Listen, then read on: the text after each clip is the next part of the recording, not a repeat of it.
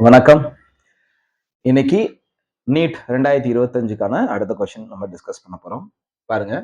ஒரு வினையின் வினைவேக மாறிலி 0.03 செகண்ட் இன்வர்ஸ்.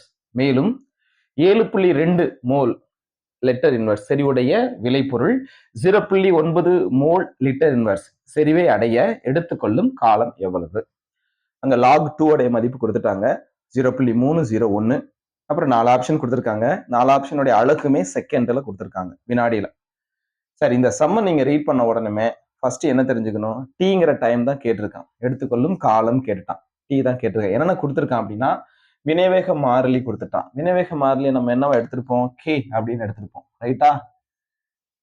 வினைவேக மாறிலி கேன்னு எடுத்துக்கிறோம். மேலும் அது ஒரு விளைபொருள் இருக்கு. அது 2 செறிவு கொடுத்துருக்கான். ஆரம்ப செறிவு 7.2. இந்த 7.2ங்கிற செறிவுல இருந்து இறுதி செறிவு எது? 0.9 அடையுது. இது அடையிறதுக்கான டைம் என்ன அப்படின்னு கேட்டிருக்கான். ரொம்ப எளிமையான கணக்கு. நேரடியாக அப்படியே வந்திருக்கு. பயங்கர ட்விஸ்ட் எல்லாம் ஒண்ணுமே கிடையாது. அப்ப இது ஆரம்ப செறிவு, இது கடைசியா இருக்கக்கூடிய செறிவு. லாக் 2 வேல்யூ, கேயோட வேல்யூ.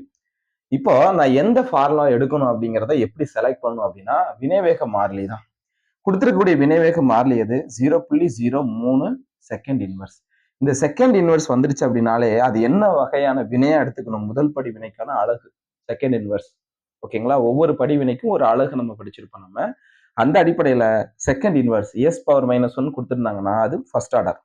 சரி, வினைவேக சமன்பாடு ஃபர்ஸ்ட் ஆர்டருக்கு என்ன அப்படின்னா k is equal to 2.303 by t log of A0 by ஏன்னு படிச்சிருப்போம். ஆரம்ப செறிவு, இறுதி செறிவு. நேரடியான ஃபார்முலா அப்படியே நீங்க சப்ஸ்டியூட் பண்ணி ஆன்சரை கொண்டு வந்துடலாம். இப்போ நம்மளுக்கு டி காலம் தான் வேணும். அதை அப்படியே நம்ம இங்க போட்டுக்கிறோம். கே இங்க டினாமினேட்டர் கொண்டு போயிடலாம். அப்போ இங்க பாருங்க டி இஸ் ஈக்குவல் டு, நான் நேரடியாக சப்ஸ்டியூட் பண்ணிடுறேன். 2.303 பை கே உடைய மதிப்பு என்ன? 0.03 போட்டாச்சு. இன்ட்டு லாக் ஆஃப் ஆரம்ப செறிவு 7.2, அப்புறம் கடைசியா இருக்கக்கூடிய செறிவு 0.9. அவ்வளவுதான். இதுக்கப்புறம் நீங்க சுருக்கிறது தான் உங்களுடைய திறமை இருக்கு. இதுல நீங்க சிம்பிளிபிகேஷன்ல ஏதாவது தப்பு விட்டீங்கன்னா ஆன்சர் தப்பா வந்துடும். பொறுமையா பண்ணிருக்கணும். 76.76 தான் இங்க கிடைச்சது. இதை சுருக்குனீங்க அப்படின்னா 76.76. இதை சிம்பிளிஃபை பண்ணலாம். லாக் 8 கிடைக்குது. லாக் 8 எப்படி மாத்திருக்கோன்னு பாருங்க. 2/3.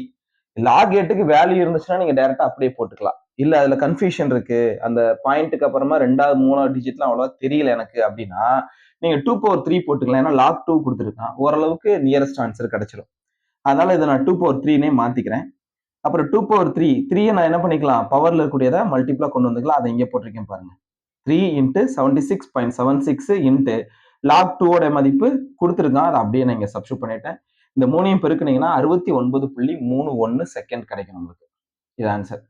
சரிங்களா? அப்ப ஆன்சர் எதுப்பா? 4th ஆப்ஷன் தான் கரெக்டான ஆன்சர். ஓகேங்களா? தேங்க்யூ.